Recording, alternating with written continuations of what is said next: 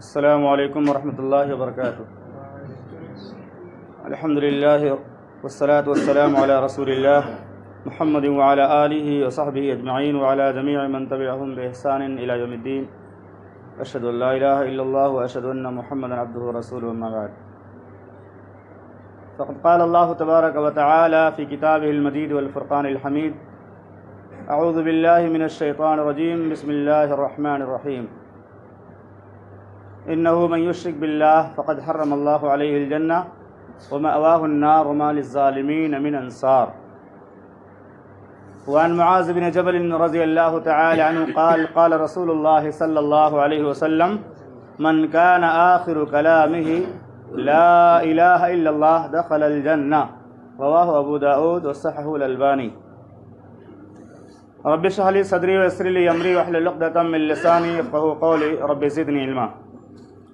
معزز و محترم سامعین اکرام، دینی اور اسلامی بھائیوں، آج کے درس کے لیے میں نے بہت ہی اہم موضوع کا انتخاب کیا ہے، اور وہ ہے کہ اگر کوئی شخص مرنے سے پہلے، یعنی جانکنی کے عالم شروع ہونے سے پہلے، سچے دل سے لا الہ الا اللہ محمد الرسول اللہ کا اقرار کرتا ہے، اللہ کی توحید کا، اور اس کا عقیدہ بھی رکھتا ہے، تو اللہ کے نبی صلی اللہ علیہ وسلم نے فرمایا ایسا شخص جنت کے اندر داخل ہوگا۔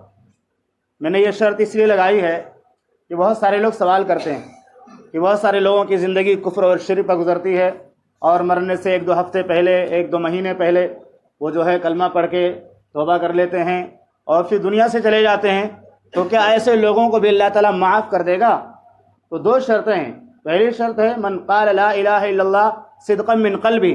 ایک دوسری روایت معاذ بن جبل رضی اللہ تعالیٰ عنہ کی صحیح بخاری اور مسلم دونوں کے اندر موجود ہے، وہ بیان کرتے ہیں میں محمد الرسول اللہ صلی اللہ علیہ وسلم کی سواری کے پیچھے سوار تھا، یعنی آپ کے پیچھے جو ہے بیٹھا ہوا تھا۔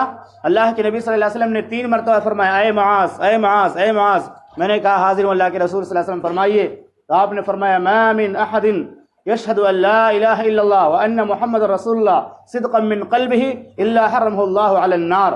اللہ کے نبی صلی اللہ علیہ وسلم نے فرمایا اے معاذ سن لو، جو کوئی بھی سچے دل سے اس بات کی گواہی دیتا ہے کہ اللہ کے سوا کوئی معبود نہیں اور محمد صلی اللہ علیہ وسلم اللہ کے رسول ہیں، تو ایسا شخص جنت کے اندر داخل ہوگا، یعنی ایسے شخص پر اللہ تعالیٰ نے جہنم کو حرام قرار دیا۔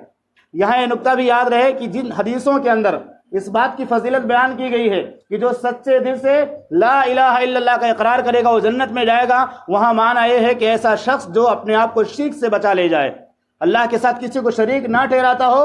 اس کی 2 کنڈیشن ہیں۔ ایک کنڈیشن یہ ہے کہ شرک سے بچنے کے ساتھ ساتھ دوسرے بھی بڑے گناہوں سے اپنے آپ کو بچا لے جائے۔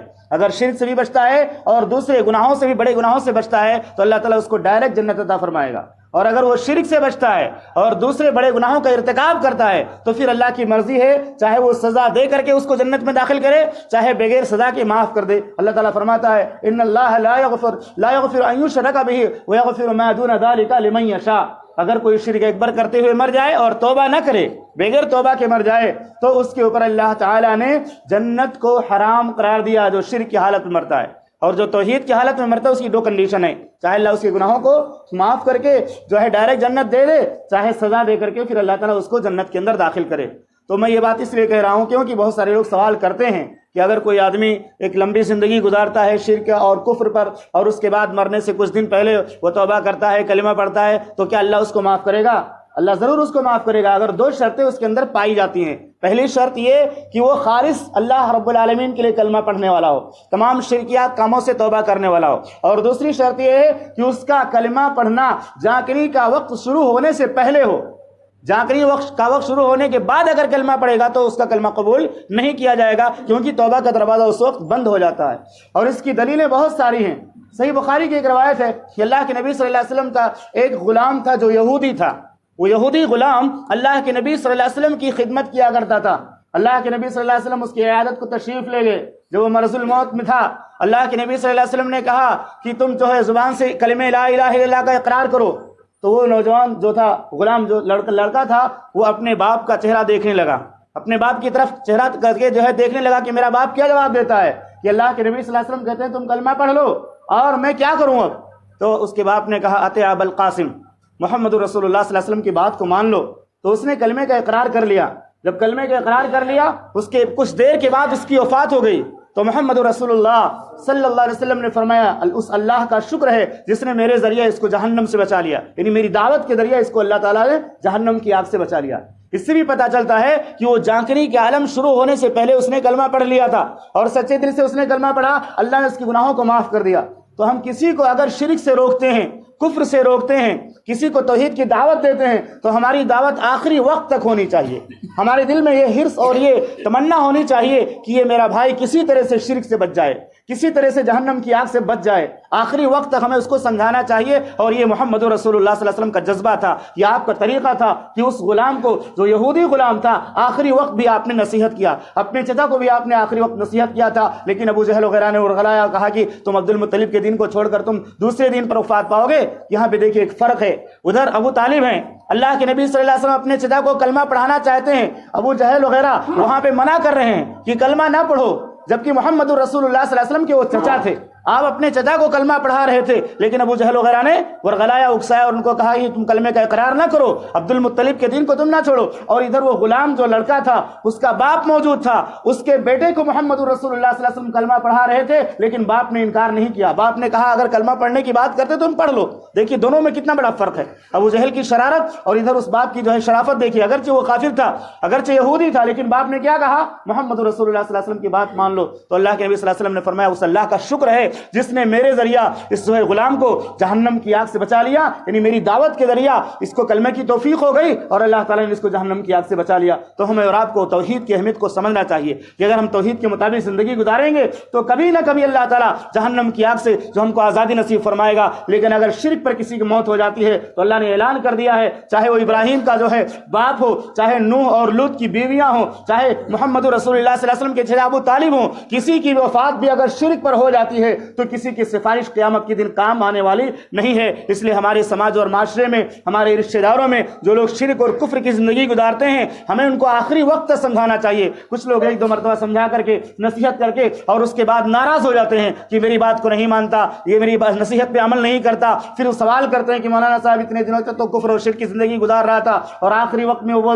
کلمہ پڑھ کر کے وہ چلا گیا۔ تو آخری وقت میں یعنی موت سے پہلے اگر کسی نے کلمہ پڑھ لیا ہے تو ہمیں اس کے بارے میں کوئی غلط فتویٰ صادر نہیں کرنا چاہیے کہ زندگی بھر تو کفر پہ اور شرک پہ زندگی گزار اور آخری وقت میں کلمہ پڑھ لیا، کیونکہ ہمیں نہیں معلوم ہے کہ اس کا کلمہ پڑھنا کب ہوا ہے، جانکنی کا وقت شروع ہونے سے پہلے ہوا ہے یا اس کے بعد میں ہوا ہے۔ اگر پہلے ہوا ہے تو بیڑا پار ہو جائے گا۔ اس کی اور ایک دلیل صحیح بخاری کے اندر موجود ہے، محمد رسول اللہ صلی اللہ علیہ وسلم کے پاس ایک شخص آتا ہے اور پوچھتا ہے کہ اللہ کے پیغمبر، میں اسلام بھی قبول کرنا چاہتا ہوں اور آپ کے ساتھ غزوے میں بھی جانا چاہتا ہوں۔ غور کیجئے گا، اسلام بھی قبول کرنا چاہتا ہوں اور آپ کے ساتھ غزوے میں بھی جانا چاہتا ہوں، میں کیا کروں؟ پہلے کون سا کام کروں؟ اسلام قبول کروں یا آپ کے ساتھ غزوے میں جاؤں؟ اللہ کے نبی صلی اللہ علیہ وسلم فرماتے ہیں پہلے اسلام قبول کر لو۔ وہ اسلام قبول کر لیتے ہیں، اس کے بعد اللہ کے نبی صلی اللہ علیہ وسلم کے ساتھ غزوے میں جاتے ہیں اور اسی غزوے میں ان کی شہادت ہو جاتی ہے، اسی غزوے میں ان کی شہادت ہو جاتی ہے۔ تو محمد رسول اللہ صلی اللہ علیہ وسلم کو جب اس کی اطلاع ملتی ہے تو آپ کیا فرماتے ہیں؟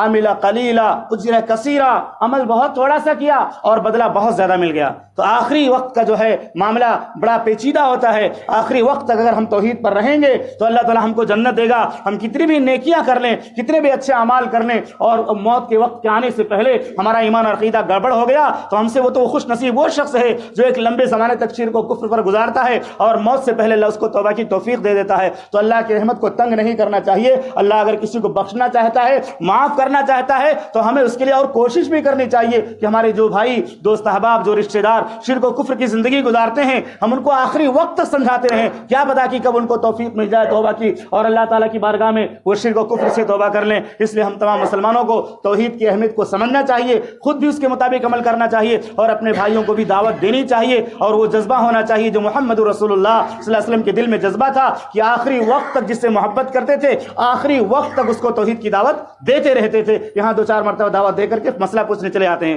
کہ اتنے مرتبہ سمجھایا، اب وہ آخری وقت میں اگر کلمہ پڑھ لیا مرنے سے پہلے تو کیا وہ جنت میں چلا جائے گا؟